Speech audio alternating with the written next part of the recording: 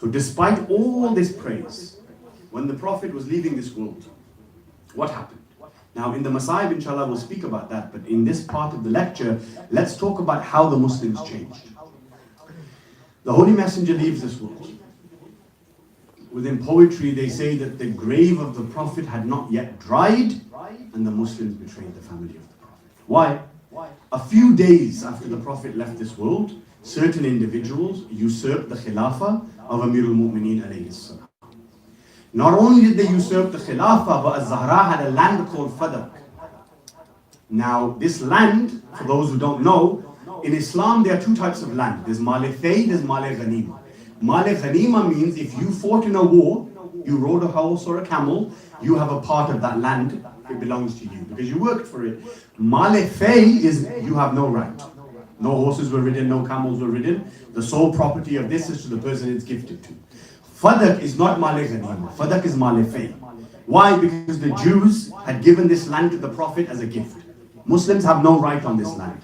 What did the Prophet do? Allah reveals in the Quran in Surah Isra, He says, and rendered to the kindred their due rights. Jibreel descended down. Ibn Abbas narrates this. He says that when Jibreel descended, he said, Ya Rasulullah, Allah subhanahu wa ta'ala is saying, give the land of Fadak to your daughter Fatima. For this is her right. Why? Because her mother Khadija sacrificed for this religion, but Khadija has left this world.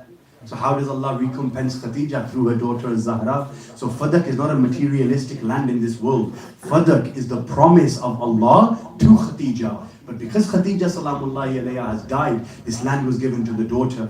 Now certain Muslims will come forward and say, yeah, but prophets don't leave inheritance. Who mentioned inheritance?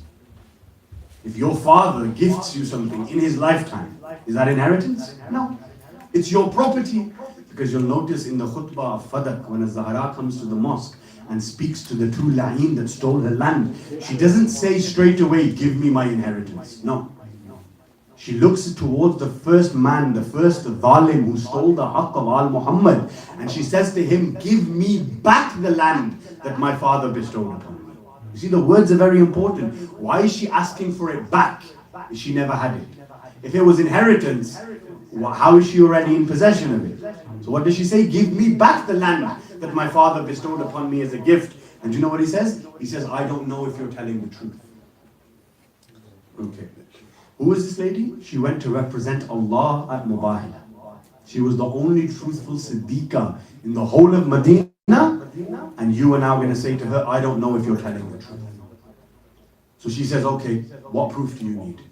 He says, bring some witnesses. She presents Amir al-Mu'mineen. He says, no, that's your husband, that doesn't count. She presents Al-Hasan wal-Hussein alayhim as-salam.